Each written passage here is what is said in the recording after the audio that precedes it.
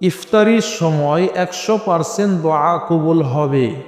দোয়াটি হলো, ইয়া ওয়াসিআল মাগফিরাতি ইগফিরলি।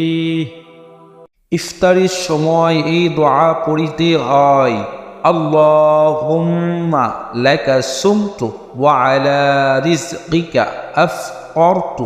হে আল্লাহ, আমি আপনার জন্য রোজা রেখেছি এবং আপনার রিজিক দ্বারা ইফতার করছি।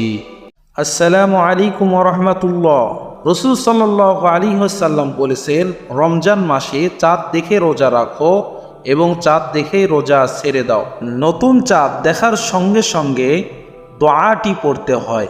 দোয়াটি হলো, আল্লাহুম্মা আহিল্লাহু আলাইনা বিল আমনি ওয়াল ঈমান ওয়াস সালামাতি ওয়াল ইসলামি রাব্বি ওয়া রাব্বুকাল্লাহ।